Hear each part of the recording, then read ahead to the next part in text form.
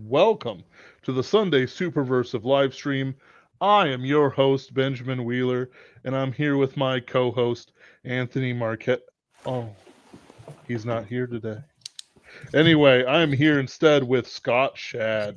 Scott is part of the Raconteur Press group, who I've been giving some time to recently. They've been good friends and certainly a part of the movement. Cedar Sanderson's among them, who has been on the show way, way back in the past before I ever took it over. And other things besides when the superversive movement was nice and shiny and new. Let me tell you, Scott, when I read your Raconteur Press author sheet, it's like, let me tell you, that was really impressive. Some of it, but like the all the things there were pretty impressive. The fact that you had enough to write an encyclopedia, not just a dictionary, but just an entire encyclopedia about manual typewriters, I was know. really impressive. Um, Also, the Zumwalt class missile destroyer is also pretty cool. I think uh, that is also pretty cool. Um, yes, the most interesting geologist in the world. Have you, sir, ever tasted something that you've collected from a site? Yes, I have. Um, Good. I was worried you weren't a serious geologist. you can tell the salinity of a water sample by taste. I wouldn't recommend it, but you can get within maybe 20 parts per million with a little practice. So, yes, I have done Oh, of course. that. I also asked the same question of art conservationists, and sometimes they say yes because the artist used food as a material, and they have to get it right. Um, Oh, geez. so, less humorously, you are the author of Meteor Men, a book for young boys from 18 to what was it, 10 or so? Eight to Sensitive 18. young men, Mhm. 8 to 18. Sensitive young men all. Uh, Tell us a bit about it and your other works as well. We will spend 5 hours on the manual typewriter encyclopedia alone. Uh, I'll say a word about the manual typewriter book too. You're welcome Yeah. to a copy. Ooh. It turned out to be like 3,000 pages as a Kindle book. So I gave up immediately the thought of ever publishing the thing in paper. But there are apparently enough people out there who like manual typewriters that I've made literally hundreds of dollars by putting that book on Amazon. And Wow. it, oh, I know it's stunning, but I only did it because I ran across people on eBay that were selling sets of types that they have just cut off old typewriters. I didn't know that that was a Ugh. thing, but it kind of offended me. So I decided to preserve a few. And 100 typewriters later, my wife said, "You should write a book." So I wrote a book. But Oh anyway, yeah. I mean, it's pretty Meteor cool. Men. I'll probably hit you up on that later. Okay. Just saying. Yeah, you may need a typewriter. I certainly have a few. Mm. Um, Meteor Men is it's a boys' adventure book, and I'll say right off that I like writing for that age group up to about driving age because their minds are just like sponges, and they're open to pursuing any and all interests that it's within their ability to pursue. But um, boys boys will follow any interest as far as they are able to follow it. And I don't know if my background or my childhood has any relevance, but I recall most of the people I knew, most of the boys, we could stand outside and we could name virtually anything that we could see. We could name every tree, we could name every plant, every animal, insect, reptile, hopefully not reptiles in the backyard, but at night we could point out stars, we could show where the planets were. We could name all the automobiles that drove by. We knew sports figures, we knew statistics, and nobody taught any of this stuff to us. We just dug it out because we were interested in it. And it's that time of life, that mindset that I want to write for. And I know that there are lots of boys' books targeted for this age group. Most of them tend to be fantasy or science fiction, and there's nothing wrong with that. I like both, and I write both. But I just think maybe showing boys that there's a chance to actually achieve something in the real world at that age where you don't have to wait till you drive and get a full-time job. Just pursue your interest with gusto, and surprising things will happen. So if I have a good time writing the book, I think the boys will have a good time reading it. That's a big mouthful there, but No, I, no, okay. I The I agree. genesis of the book was a couple of real experiences for me. I spent, my working life as a geologist. I confess that writing does not pay the bills, but I stumbled across things. And on one of my geologic trips, I ran across a marker, historical marker, in southeastern Oklahoma by a little river for commemorating a Civil War naval battle. Never heard of such a thing. I didn't even know it was possible in Oklahoma. So that was one experience that tied into the book. And then there was another news story about a gentleman that had read some news reports about the breakup and fall of a large meteorite over southeastern Kansas and northeastern Oklahoma. And he came to this conclusion because looking through old newspapers, he'd see reports occasionally, people bringing in meteorite-ish looking rocks, to be identified. And he thought, maybe these were just pieces that broke off a larger meteorite. So he went looking for it. And the way he did it is he got a little ATV, and he got a little trailer, and he put a magnetometer on it, which is a very sensitive device for measuring the Earth's magnetic field. And he just started surveying Kansas wheat fields, which is, pretty much an infinite job, I would imagine. But he thought he had it narrowed down, and sure enough, he found a meteorite buried 6 feet below this Kansas wheat field. He found a palisite meteorite that weighed a ton and was worth about $1 million.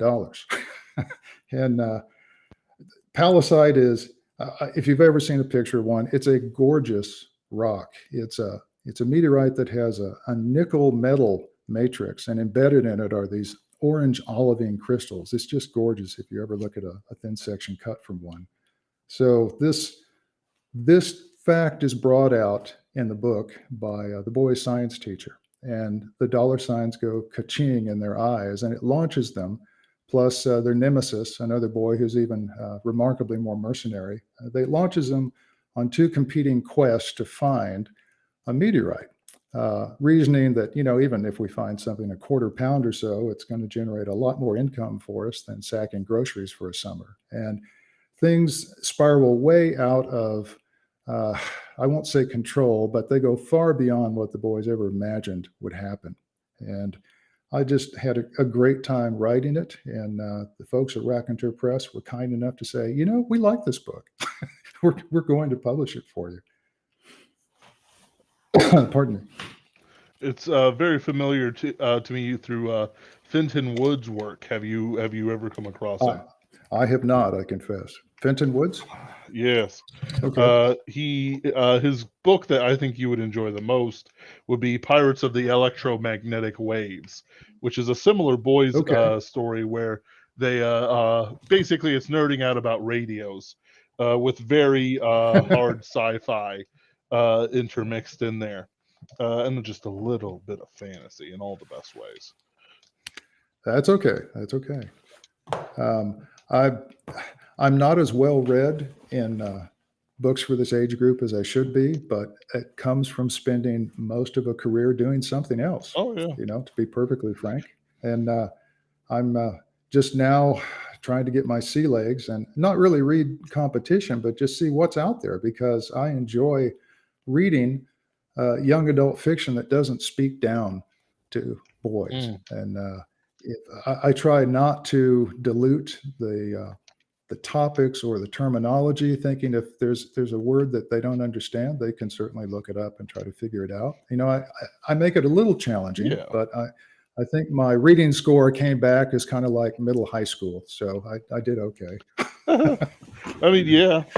It's when it comes to like boys fiction, that not talking down Uh-huh. is the big thing. But to me, a lot of this stuff is like, how do I want to put it? If you write it from a universal age for men, you'll just get a Uh-huh. huge swath of people into it. Like I don't really nerd out in my particular thing, but reading Fenton Woods, and I'll probably get the same reading yours. Just the interest in it. Like if you're genuinely happy to write something and nerd out about it, and so on and so forth, as the kids say, you'll bring them in. You know, um, Sure. it's just a proper way of doing things rather than being miserable about it or ironic. That era is over. It's over. And if there's a message to the book or to my writing, it's really self-reliance. Mm, I don't have an overarching philosophy I try to impose. It's that if you're self-reliant and you approach things with honesty and integrity, and you see obstacles as just another opportunity to rethink, the process that got you to that stage, then it begins to make you. How can I say this? It makes you not stumble when you hit a big problem. You just stop and you rethink and go, okay, well, let's try this. You don't reach those heart-stopping moments in life or in a story where, oh my gosh, what are we going to do now? Okay, that didn't work. Well, we'll try something else. And that that environment is crafted in the story by adults that are all sympathetic, and they're all competent, and they're all genuinely interested in helping these boys out. And I realized after writing it was not intentional. It just reflected the adults I knew growing up. They were all, you know, nice to me and encouraged me at certain points in my life. And to this day, if someone gives you encouragement, particularly at a rough time in your life, you kind of remember that person. And I don't know if there's ever a way to properly thank them, but they help you over the hump to trust yourself and trust your own judgment. And that's what I try to promote in the book.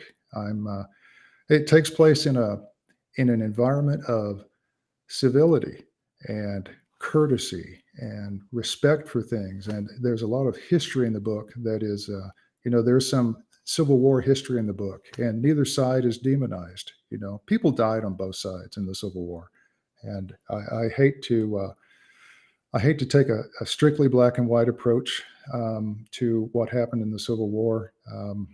And I don't even intend to get into that in this discussion, but there are groups of people in life that do hard things, and they join the military, or they go out and they fight the ocean to bring in a fish catch, or they fight forest fires, or they join the military to keep our border safe, or they become policemen or first responders. And my hat's off to those guys. And if I have a chance when I'm writing, I kind of tip my hat to them, because we really exist because people are willing to do those jobs.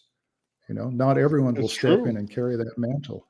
And even to the point of, I was surrounded by adults that studied and did hard things, and not necessarily, physical things, but my, I idolized my father because he was an incredibly smart guy, and he invented things. He was a geophysical engineer. He knew much more math and science than I ever will, but he chose to study those topics because he wanted to figure out certain things, and he's probably the reason that I took the path I did.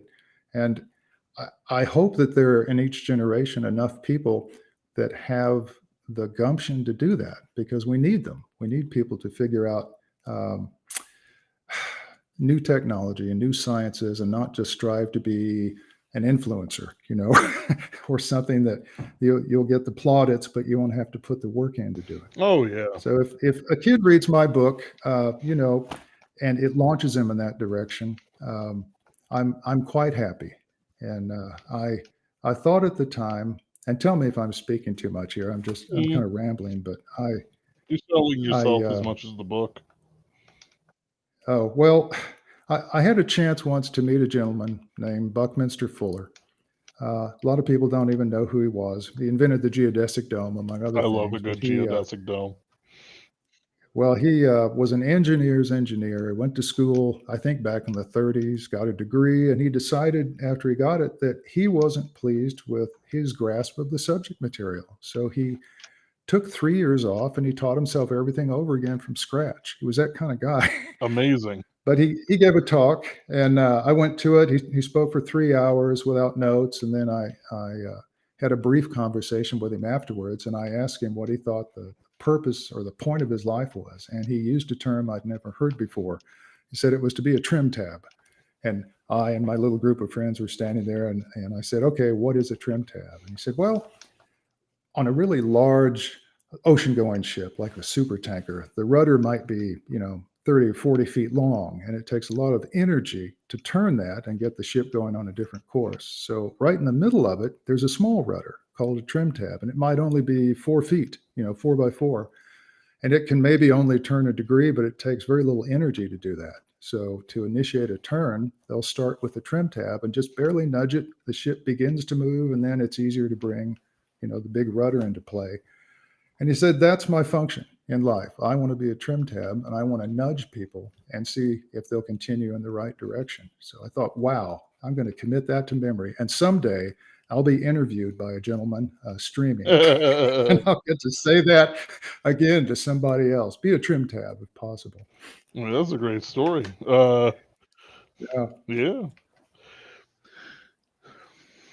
Well, let's Yeah, see. Buckminster Fuller Buckminster is an Fuller. interesting guy. I only know him because St. Louis has a particularly interesting dome of that, a geodesic dome that we use Uh-huh. for butterflies and tropical plants in our Hmm. botanical garden. Um, World famous. Uh, we actually had I think it was like the son of the emperor of Japan or something like that come over and bless the tea garden properly.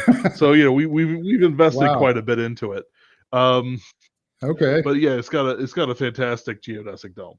Uh, Yeah. Even Buckminster Fuller admitted it was kind of tough to make them rainproof. They tended to leak.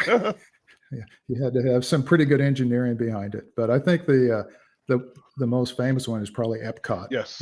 Down at Disney. Um, well, anyway, I didn't mean to go off on that Yeah, it's fine. tremendous tangent there. The thing that interests me more in this particular second is the story itself. Um, Uh-huh. you mentioned stuff about meteors and stuff like that, and from what it seemed like, it was the story of someone else going to Kansas and do it, and then they have the contest of the meteors because they find one. Mhm. I'll tell you right now, without completely giving the story away, there's a pretty heady search for it that turns out Hmm, not to completely work, and it can't be repeated. So they adopt a completely different tactic I gotcha. to narrow it down. And then what they find is not at all what they expected to find. And that leads into really the second half of the book. And it winds up explaining a mystery that's been a mystery for 150 years. I gotcha. I grok it. I grok it. What type of book it is better now? A Grok, a Highline fan. I love it. Yes, Okay. yes. Uh, not that book. I actually abhor Okay. that book. But it's well, it's one of those things where it's like he lost, like, didn't his highline something. Never mind. But point is, it's there's some the reason why I was a little bit confused about the length of it, because it seemed like you were just giving the first chapter, but in reality, the chase Mhm. is the story. Uh, uh, The chase is the which story. is a completely different style and its own savor, which is quite good. Um, Mhm. I think you and Fenton would have a lot to talk about, perhaps. But so that's a very good premise for a story. Uh, you mentioned that you had other works that you've written as well. Do you mind talking about them? The only thing I've published, other than my typewriter encyclopedia, which I'm shocked no one has heard of, is I published a science fiction short story earlier this Oh, year, okay. and yeah, it was in the Earth Science Issues magazine. Perhaps you've heard of it. Uh, I think it might be distributed to like high school science classes, but I managed to put a short Mm. story about some Martian engineering in there, a discovery of something pertinent on Mars that shouldn't be ignored. So it's been a good year for me. You Oh, know, my first published short story, and then my first published novel. Uh, and you know, I've in my profession, my career, I've published many nonfiction things and articles, but my this is where my heart is, mm. and where I would like to spend the rest of my life. So um, So, let's see. so when it comes to your background as a geologist, how does that inform your Mhm. your writing? Like, how do you balance out between being, say, too dry and interesting? Like, what sort of like do you come up with a conclusion first, or do you want a process that you want to display first? You know, there's a tremendous amount of going through data in my profession, and I'll just give you like an example. In my state, in Oklahoma, um, there are maybe 500,000 wells that have been drilled, and there's information available on every single one of them. And using that, you can begin to map like the whole pantheon of geologic history that has unfolded in the state that no one really knows about unless you know they look beneath the surface. And it tells you about continent to continent collisions and where these faults and structures came from, and then basins form, and you know oil is generated. But um, the the drama of it all is never lost on me. And if I can indulge with another story here. You would think that with all of that activity, you know, looking for oil across Oklahoma, everything would have been found. But back in the 90s, in a heavily drilled area of western Oklahoma, people began to notice there was like kind of a circular depression, and it was over a mile and a half deep. You had to map it from other formations. And eventually, a few of us began to wonder, I wonder if this is a meteor crater, like a buried meteor crater. And other people said, no, it's a sinkhole or it's something else. But at the time, the Shoemaker-Levy comet was approaching Jupiter. And we watched it. This is early 90s. We watched it break up as it approached Jupiter. And then everyone was treated to this incredible fireworks show as the individual pieces landed on Jupiter. And you could see the fireballs from where they hit. So we said, okay, this thing in Oklahoma, if it is a meteor, um, I bet there are more of them of the same age. And you know, there are. There are like four that hit across the North American continent. And the only one that was completely buried was this one in Oklahoma. So a company decided, well, let's go explore it. You know, let's maybe drill a well down in the middle of it. So let me set the geologic setting for you. This is 470 million years old. Okay, Ordovician age, and this meteorite comes screaming in at 70,000 miles an hour. And the first thing it does, Oklahoma's buried under a shallow ocean. The first thing this thing does is it vaporizes 1,000 feet of seawater about 8 miles across. Poof, that's just gone. And then it plows through 2,000 feet of dolomite, this really dense carbonate rock. Just pulverizes it, vaporizes it, and it finally stubs out in granite, which is beneath everything. And it pulverizes the granite, turns it into gravel, and the gravel rebounds, kind of like a drop in milk does, and it rebounds high enough that some of the pieces actually go into orbit. And then Wow. gravity takes over, and the whole thing collapses from its weight down in the middle here in this little mound. So the thing gets buried, over the succeeding millennia and eons and millions of years, and it's filled with organic shales, and it heats up and generates oil. So along comes a company in the 90s, and they drill like 10,000 foot well into the top of this little buried cairn of granite, and it's completely full of oil. It's like 200 feet of oil column in this igneous rock, Hmm. and it comes in for 2,000 barrels a day, and it just flows for years and years and years. And it's the single most productive well ever drilled in Oklahoma. It's made 4.5 some million barrels of oil. And it was just a wild guess on somebody's part, like, maybe this is a meteor crater. And I bet that those are just little mounds of debris on the bottom of it. Let's go stick a stick a well in one and see what we can find. And that's pretty cool. That That kind is of drama in a profession is something that just sort of keeps you going. And the more that I go through all this boring data, the more I see this just unfolding of history. You can lay out and map huge preserved reefs that would dwarf the Great Barrier Reef of Australia, or you can watch deltas and rivers prograde across the state, and then the sea comes in and covers them up, and then another set takes over and tries to prograde out across it, and really it gets under your skin. right. It's just fascinating. So I try to keep that sense of wonder in the things that I write for boys, and maybe I succeed. I don't know, but I find most sciences just really fascinating and awe-inspiring, and I wish I knew a lot more about more sciences than I do. But life's just a certain length, and you can only do so much. It's true. Uh, but I find that always very encouraging. Uh, Hmm. just to expand oneself, like I'm learning more things now about like that crater than I did before. I didn't even know it existed. I did know that Yeah. certain things like oil refills and stuff like that, because I worked for Uh-huh. an old oil tycoon as one of his gardening boys. But it's Huh. and he would just say, it's like I basically he would go, I don't know why they ever started talking about oil disappearing forever.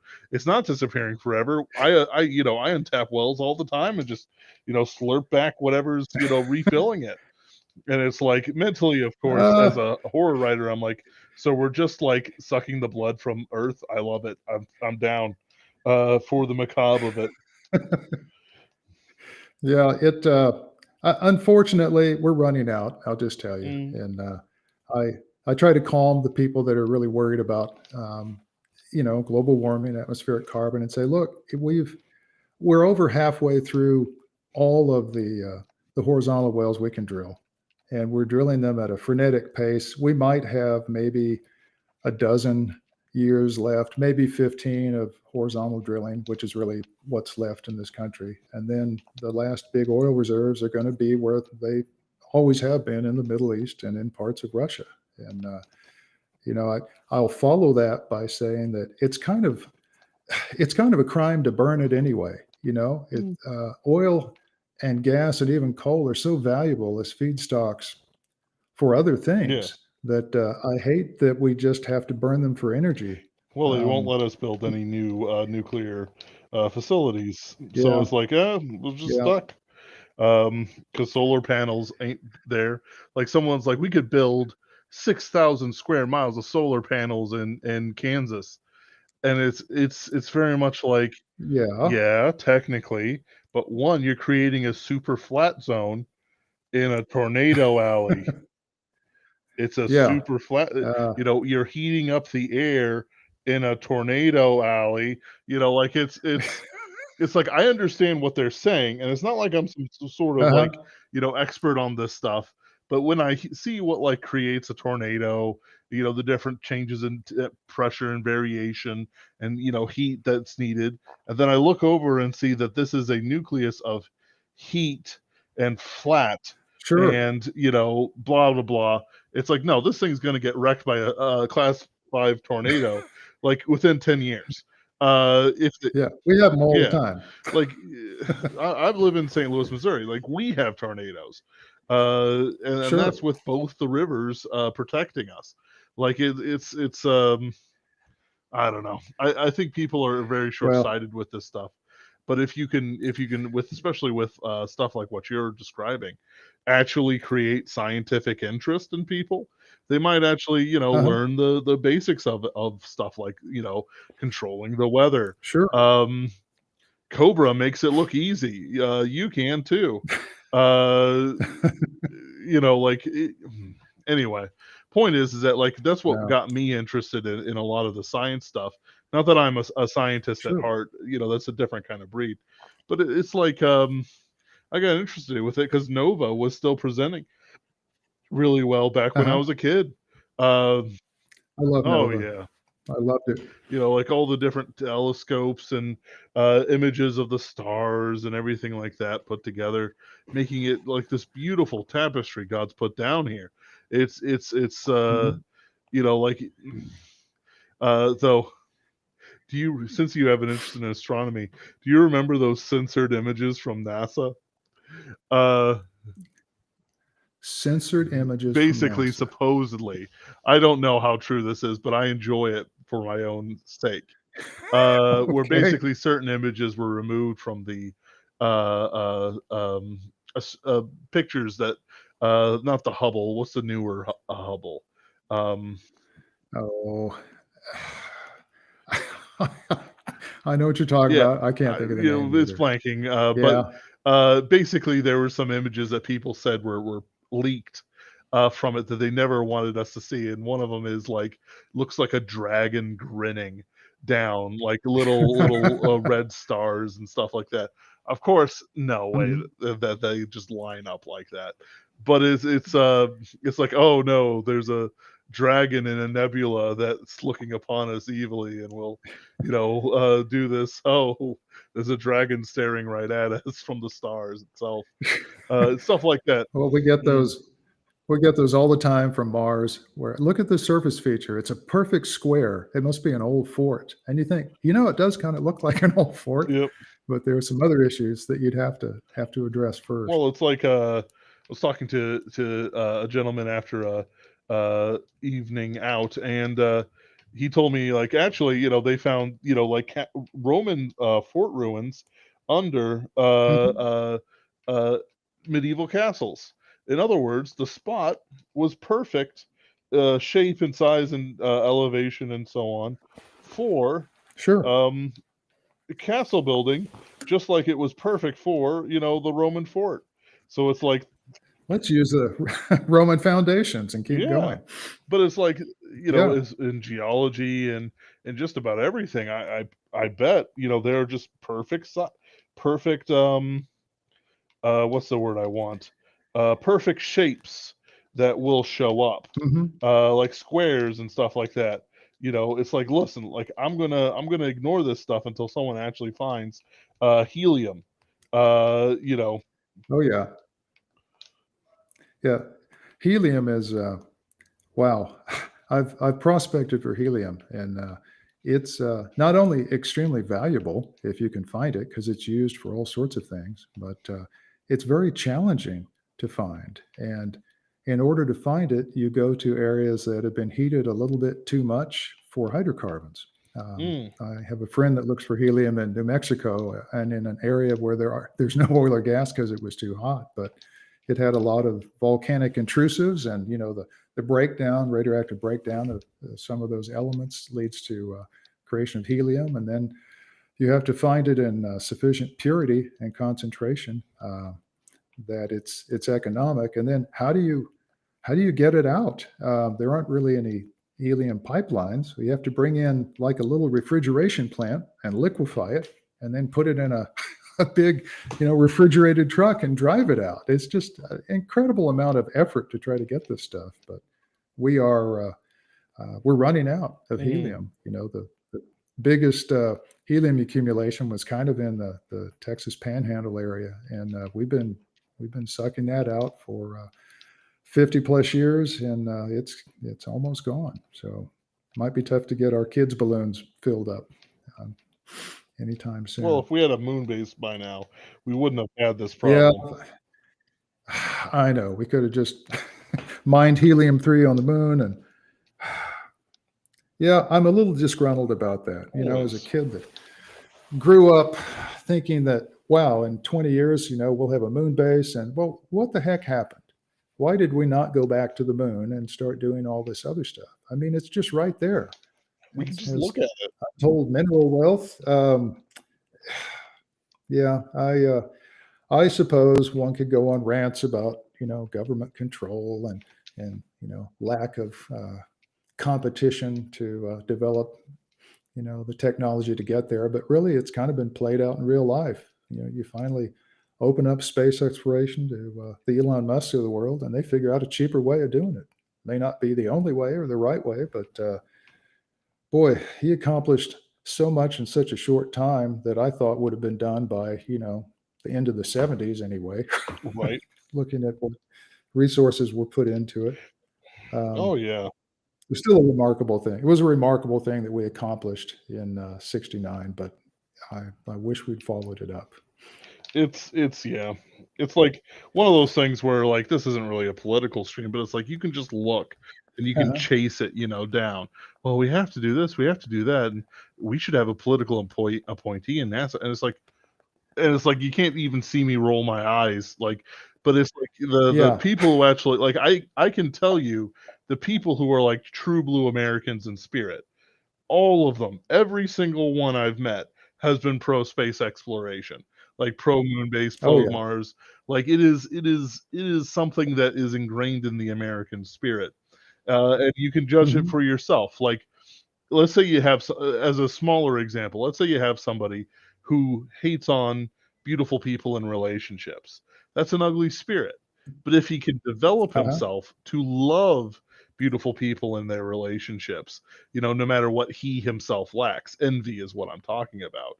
He Yeah, becomes, exactly. a more beautiful person. In the same way, if you let's say immigrate to this country, and you're like, oh man, I want to actually become an American and not just keep my culture while also like changing geographies, 2,000 miles or whatever. The big thing that you can do is have a spirit of space exploration, want the moon base, Hmm. take, not exactly pride in doing it, but like, take that desire for something higher to reach into the stars and take them for ourselves. It's something that I think people underestimate severely. Yeah, we're an exploring species. We're Hmm. all we're all immigrants at heart. And Mm. I just read a book about a gentleman named Frederick Burnham. He was he's like the ultimate scout. He was born back in the 1800s, and he knew everybody. He was kind of the model that Baden Powell took for the Boy Scouts.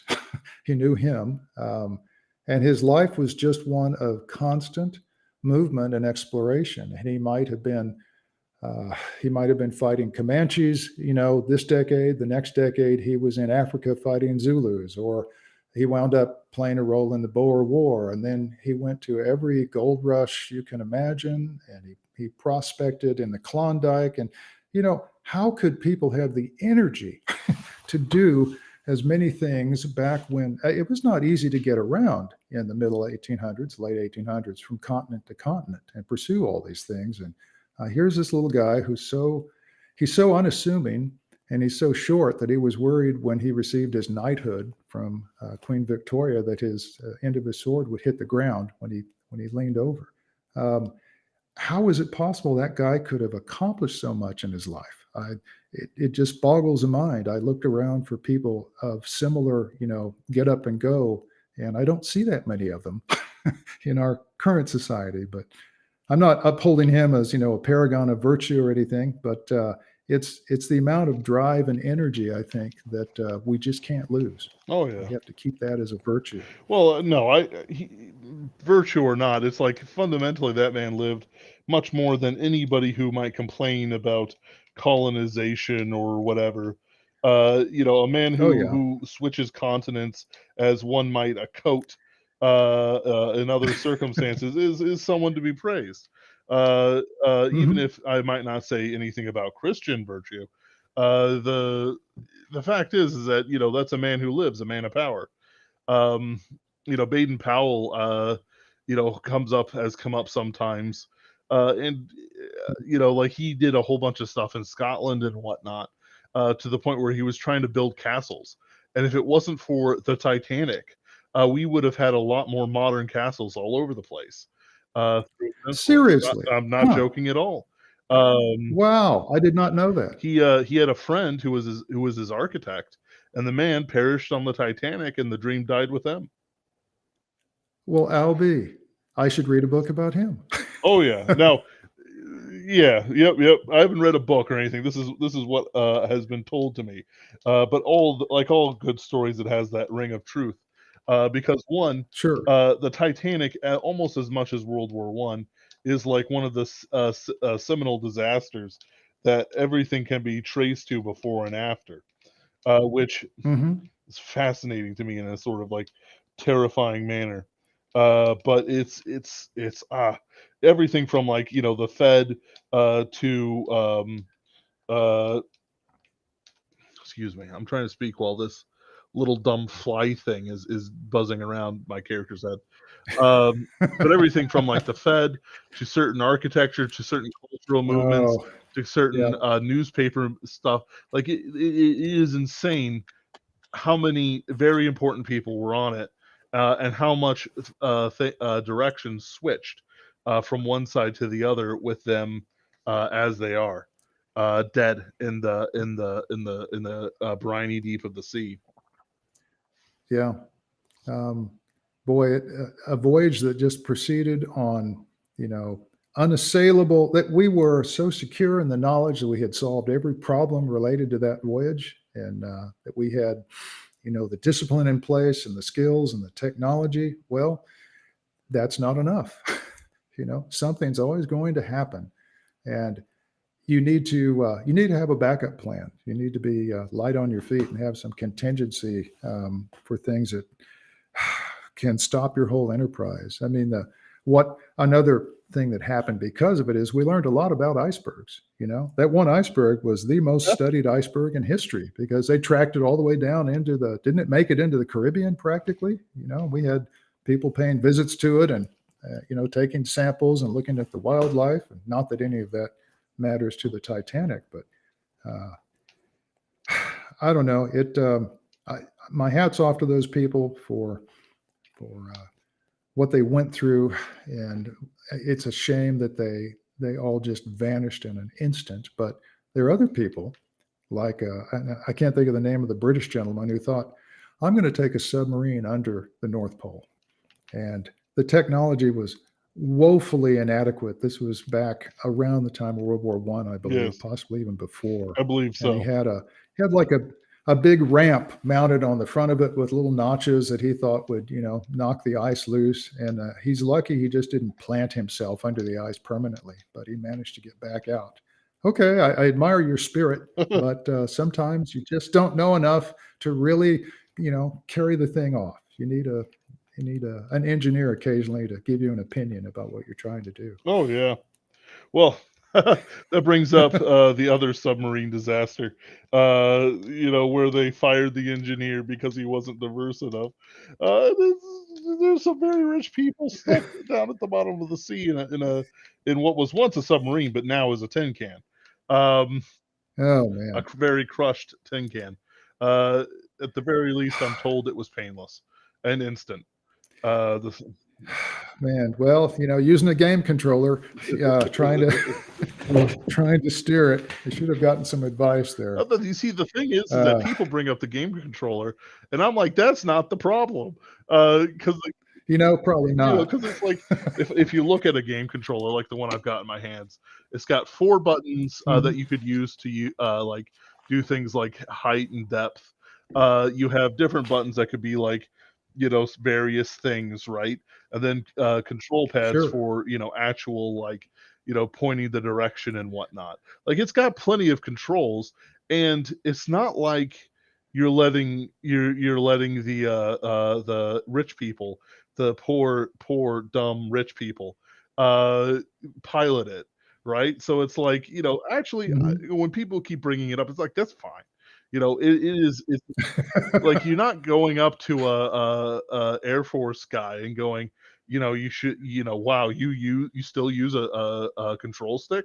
Isn't that kind of Uh-huh. phallic? It's a little phallic, don't you know, to use a control stick. It's like, what do you mean?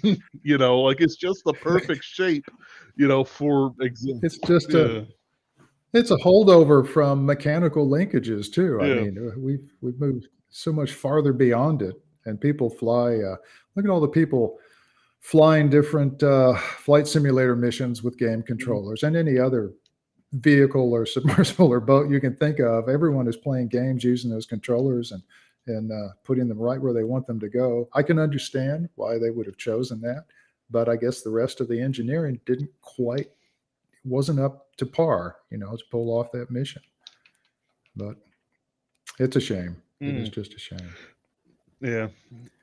If only they had this kind of adventure novel out to show them differences and what's wrong and how to be actually curious and not just like stupid about what's the word I want? Stupid about like the actual purpose of what they're doing. Yeah. Oh well,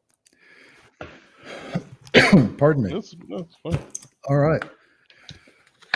So where are we? What else are we going over here? For some reason, my clock has crashed. Let's see. Uh, Oh no. so yeah, we've got about I 10 minutes or show so. 650. Uh, Okay. let's see. What other projects can we look forward for you in the future?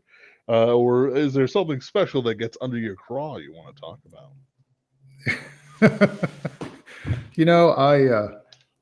I'm such an agenda free guy in my writing. I hate to bring anything up here, but Mm, I'm not that political. If I had to label myself, I'm kind of a small L libertarian. Um, and maybe, I guess I'd call myself uh,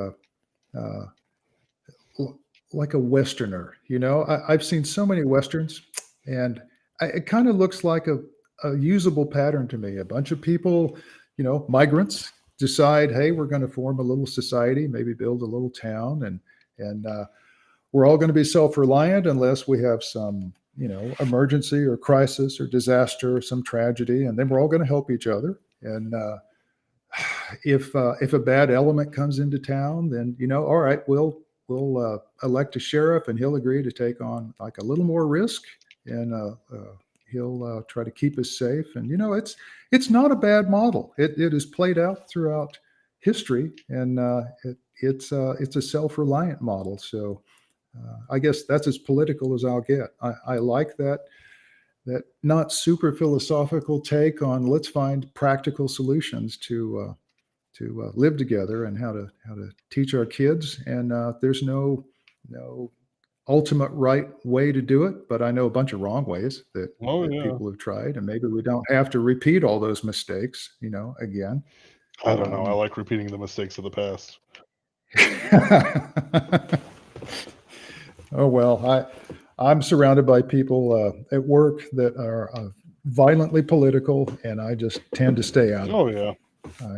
I think life is I'd rather dwell on the things that are within my power to change, that are positive, Mm.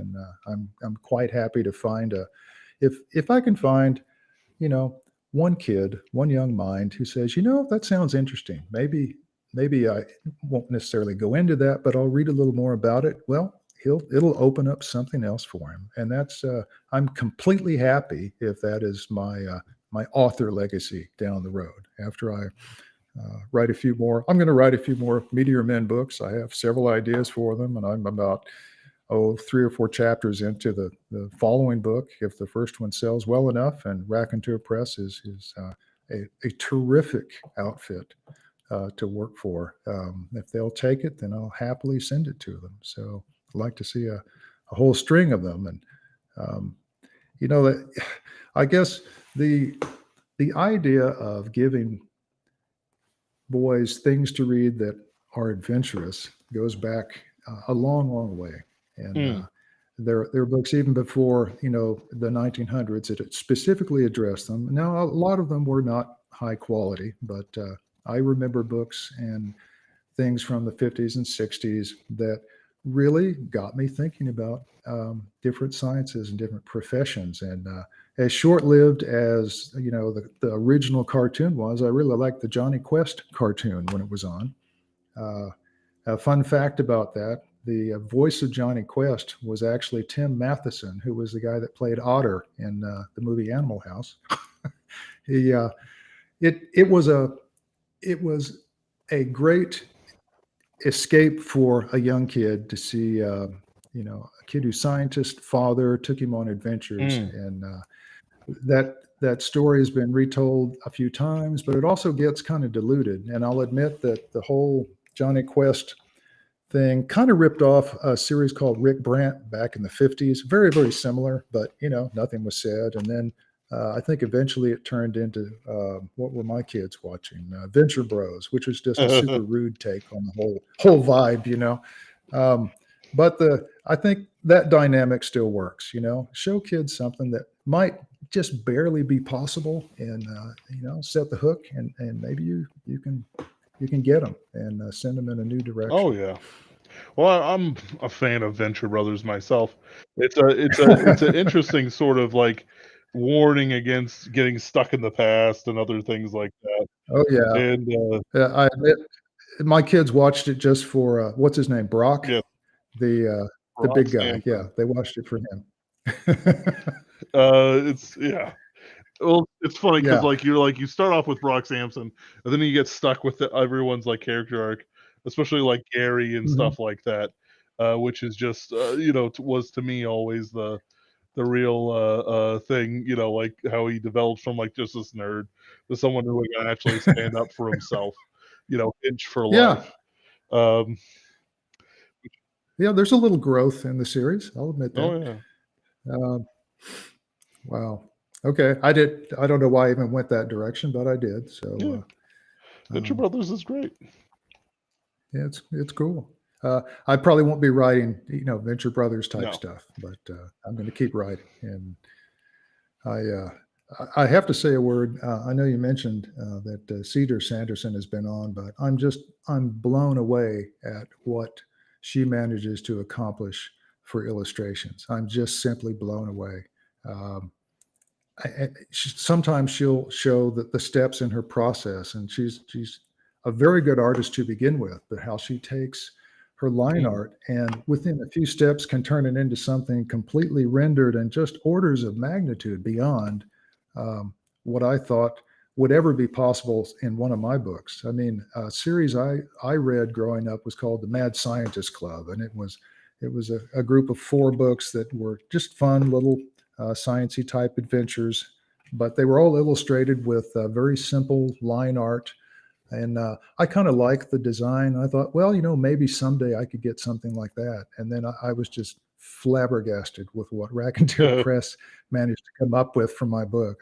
I'm still stunned every time I look at it. In fact, my phone here next to me has one of those images as the wallpaper now. I'm so pleased with it. So kudos to her. And if I may, I'd like to call out Sam Robb, who is an excellent writer in his own regard, but he's a great PR guy. He's the reason you and I are talking. Hmm. John Hayden is a superb production. I almost said engineer in charge of production at Raconteur Press. Laura Begley is the best copywriter, and perhaps I should say the only copywriter I've ever worked with. And they even had a structural editor. I didn't know that such a role existed, but Dr. Janet Spalding read my book too and gave me some very, very useful comments. So, wow, I just could not be happier with the experience that I've had through Raconteur Press. Oh yeah. They seem like great guys. Yeah. Yeah, they're part of the new So generation of publishers that I've been looking forward to mhm. with a great deal of interest and joy. Because we're evolving into something new. I think. Let me I'll, go for it. I was just going to say to thank them, I sent them each a copy of my typewriter book and said, pick one. And then I got an email back from um, Jonah saying, I'd like to thank you for shutting down my company while everyone pages through this 3,000 page typewriter book to try to pick one out. So I'm gonna at the end of the month I'll make a mercy drive down to wherever they are in Texas, and I'm going to take everybody a typewriter to thank them for That working is so on cool. my book. Let's just go. That is so cool. Let's go over comments real quick. Megabuster Sure. Shepherd, the average reading level of American is around 7th grade level. I don't think you have anything to worry about. Fiona Wolf Okay. says most classic books around 7th grade to 9th grade. Game of Thrones is Okay. only 4th to 6th, apparently. Oh no, really? Okay. Running out of harvestable oil. How long until we start drilling Antarctica? If the Hyperborean Nazi commune on Antarctica will let us, quite soon. Boy, this sounds like if you know the writer L. Neil Smith, he would refer to the battles in Antarctica, and Yeah. he's one of the gentlemen I mentioned in my author write up that I don't write to authors anymore because I've killed two of them, and he's one of them. I sent him a letter right before he died, and I think I also sent a letter to Christopher Hitchens way back when, Eh, within weeks of him dying, and I noticed the pattern, so I don't do it anymore. fair enough. Uh, Yeah. let's see. Tale of Two Cities is 9th to 11th. James Webb the Huh. James Webb Telescope. James Webb. That's right. How Dune is embarrassing. 7th. But I wonder what the baseline they use for reading scale, grades from the 70s, 80s, in terms of general know-how. Oh, who knows? I don't know. It's probably an AI generated thing by now. Yes. Megabuster Shepherd says we all know the features on Mars are the remains of Barsoomian cities. Uh, Excellent. Excellent comment. yes. Well, that was my that was in response to my helium comment. Because I said Yes. until they find helium on Mars, I will ignore them. Oh, God. And I have to say, Disney did a bang up job with that movie. I don't care what anyone Oh yeah, says. I just love the heck out of John Carter. we're John It was Carter a great movie. respecters here. I promise you. Okay, good. Carter jump good. And finally, Megabuster Shepherd says, "Don't worry, we can still use hydrogen in our future Zeppelin fleets." Let me tell you, we are also Zeppelin respecters. If I was given a Okay. wish from a genie and it said, "What technology, besides space travel, of course, would you like to advance within the human race?" My answer would, of course, have been Zeppelins. Zeppelin. Can I tell you a Zeppelin Yes, story? absolutely. Um, there was a writer named Neville Shute, and that was his pen name. I think he had a different first name. It didn't really confuse many people, but he was an aeronautical engineer back in Britain in the 30s. And there was a contest that the British government started to create a commercial Zeppelin line. And the government would build their own Zeppelin, and then private industry would build one. So Neville Shute was the engineer who worked on the private industry one. And this was at a time when they still did calculations with slide rules, and they built this Zeppelin uh, and calculated it so precisely that when they took the supports away, it did not move. It just stayed perfectly positioned in this hangar. So they took it on a maiden flight across the Atlantic to Canada and back. It worked perfectly. And in order to, sometimes the Zeppelin has to back up, and not just push forward. They just put reversing gearboxes on the engines, the outboard engines, so they could spin the props the other direction. Meanwhile, the British government built one that actually had mounted a pair of engines backwards so that they could push, in the other direction. And they had painted it with a type of paint that was flammable. Okay, so maiden voyage just ends in disaster. It's just terrible and loss of life, Yes. everything. And it just soured the whole country on doing anything with Zeppelins. But Mm. I bring up Neville Shute just because he went on to be a famous writer, and the way that he wrote always impressed me. He would type out a page, and then he would lay it face down in a drawer, and he'd type out the next page, and he would not edit anything, and he would not even read his work until the last page went into the drawer. Wow. I just can't imagine having that degree Yes. of control over the writing process.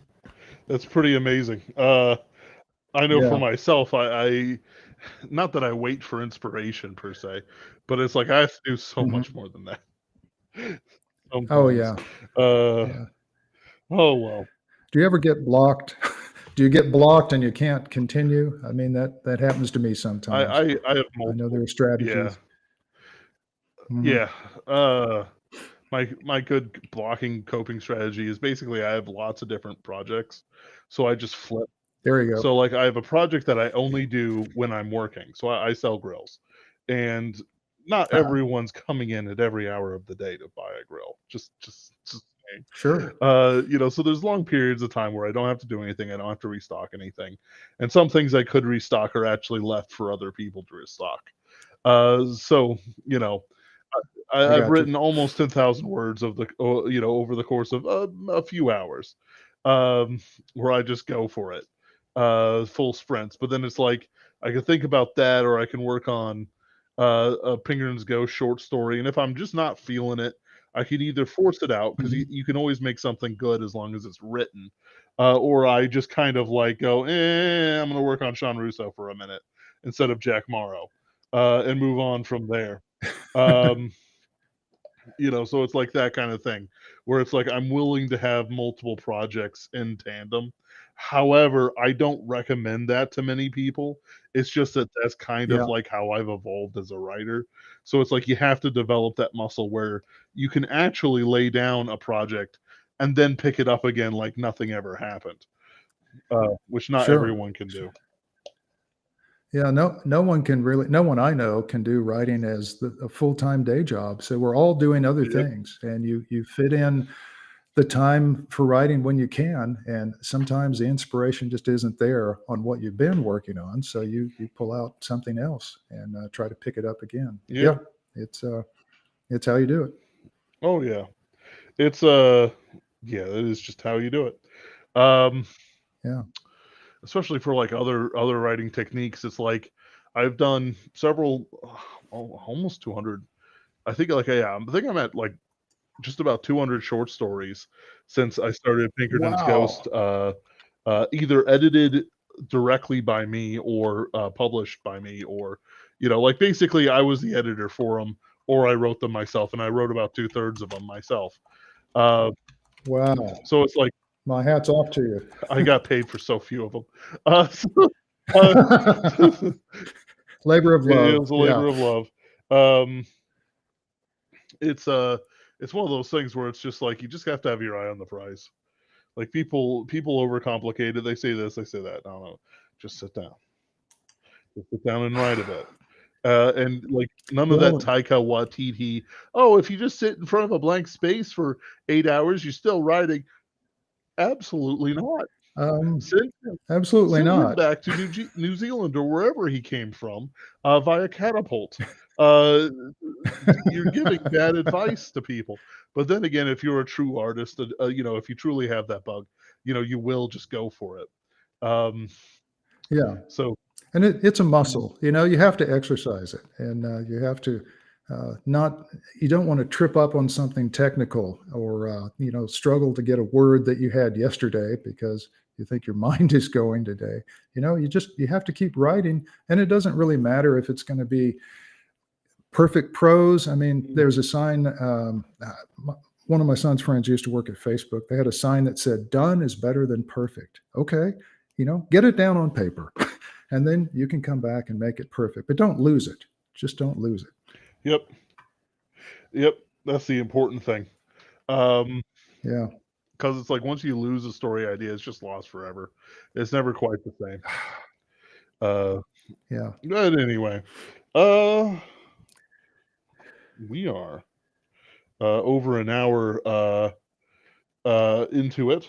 Is there anything else you'd like to cover? Okay. Boy, what haven't we covered here? Golly.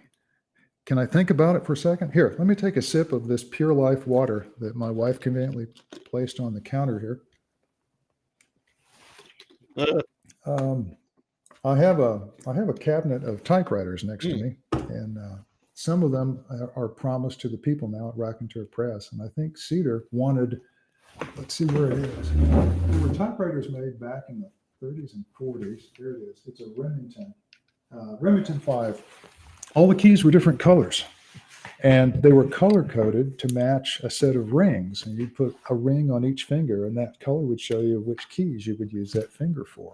And she just thought that that was a pretty typewriter, but I've never found the set of rings that would go with it. I guess they just didn't last long. Maybe they were given to small children or something. But I there's something about using a typewriter, not pushing any electrons around to write, that is just blissful. So I'd highly recommend it to anyone listening.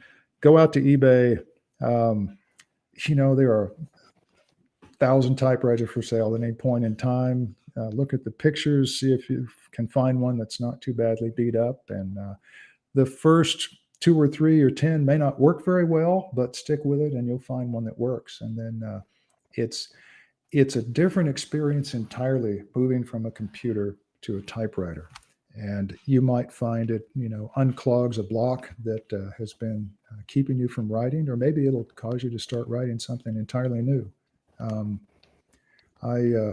It connects you with history, I guess. And tell me to shut up when I need to, but I have a typewriter here that has the sig rune of the SS on it, and it's above the 5 key. It's an old Olympia, and unless there's a cottage industry of people in Germany secretly replacing the keys on these old typewriters to make them contraband and war relics, it's a piece of history that is something that connects you with a terrible evil that existed in the world, and it used to be so common that even the symbol for it was on the key of a typewriter. I just can't imagine that. Or it's next to a typewriter that's Japanese, and I've had 4 different Japanese exchange students and their teachers, and no one has ever seen one before. But it's a cylinder that you roll with one handle, and you position a little pointer over one of the 2,000 different symbols, and you press a button, and it raises up a layer of type, and a hammer swings around and slams it into the paper as a ribbon just barely comes up. It's a mechanical marvel. I simply can't believe someone could design it. But it was so difficult to use, it was apparently only in production for like 4 or 5 years. And then one other typewriter. There's a typewriter called an Oliver. It was the official machine of World War One. In fact, there's an Oliver in the original First Men in the Moon movie with Lionel Jeffries in it. There's an Oliver typewriter, and it has concentric bands of different sizes holding type, and they flip down from the sides to the center. And even though this machine is over 100 years old, it still has perfect alignment. It's just marvelous. Of course, it weighs 30 pounds, and some poor guy in World War I probably had to carry this in a backpack. But it came about because an American minister was playing around with tin cans of different sizes, and he realized, well, hey, I could put the big loops on the outside and put a hinge here, and then I could put the little loops on the inside, and I could make them slap forward. I just made a typewriter. So I have one sitting here, and the other notable thing about it is it has a pencil holder. It has a little clamp, and you can lower a pencil point down onto the paper, and if you roll the carriage around, you can draw little boxes using a pencil. Just remarkable how technology has changed in such a short space of time. Absolutely. Okay, enough typewriter commenting. Yeah, I'm just a sucker for it. I won't tell you about all the slide rules I have either. It's at some point you have to give up. I have a dial phone I keep around just to watch people try to punch the numbers instead of roll the dial. But that's a lost art. I'm too. shocked people get confused by that one, admittedly. It's not that I, Yeah. there hasn't been things I've been confused by, but that one always kind of kept me. It's like, well, but it's, you've surely seen that, the movies and stuff. Technology goes quickly. I have a small VW that has a manual in it, and my son drives it now. And it was in a minor fender bender. He tried to make it through a security gate and didn't win, but took it into the shop, and the guy who repaired it said, we got in it to move it, and no one in the shop knew how to drive a standard. And I said, you've got to be kidding me. He said, no. I mean, where would we have learned? So few cars are made with standard transmissions now. So that wasn't that long ago, folks, that people knew how to do those things. That's true. It's all right. We'll be better off. I'll probably be driving a Slate pickup from Amazon a year from now. Who knows? Looks like fun. No, electricity is the way to go. And we'll get small modular nuclear reactors a lot closer to the end users, which really is the problem. I'll circle back here to what we talked about first. By the time you generate that electricity, I mean, you heat up water, turn it into steam, you spin a turbine, it spins a generator, makes electricity, and then it starts its journey, to your wall outlet. And they put it into these big high voltage line carrying systems, and it keeps dropping down to smaller diameter wires. And every time it does, it loses energy as heat. So by the time, you plug your phone in, you've lost 60% of the energy content that it started out with. So, the obvious thing to me is you got to move what's creating the electricity a heck of a lot closer to who's using electricity. And as we build these AI data centers, that the projection is we're going to need 4 times the electrical capacity that we have now, maybe within a decade, to run all these things. We should probably put some small nuclear plants right next to them, right, so that we can carry it. We have a lot of, in Oklahoma, we have a lot of wind energy and solar energy, and it may be even the majority of our energy, but it's all out in, the windy part of Western Oklahoma, far away from the users. And that's the problem. We lose a lot of the energy in transportation, and there's no really easy, efficient way to store it. You know how a lot of utilities store electricity is they'll run a pump to pump water from a lower water reservoir into a higher one, increase the potential energy, and then they'll leave it there until they have a period of peak demand, and then they'll let the water run the other direction and spin the turbine and generate electricity again. And you're losing energy. I mean, every time you convert the form, you're losing energy doing it. Yes. So I'm just shocked that the technology, to generate electricity has been so primitive for so long. Hey, let's find something that burns and heat up water and spin this, and then we'll get some electricity and shove it down the wire. There's a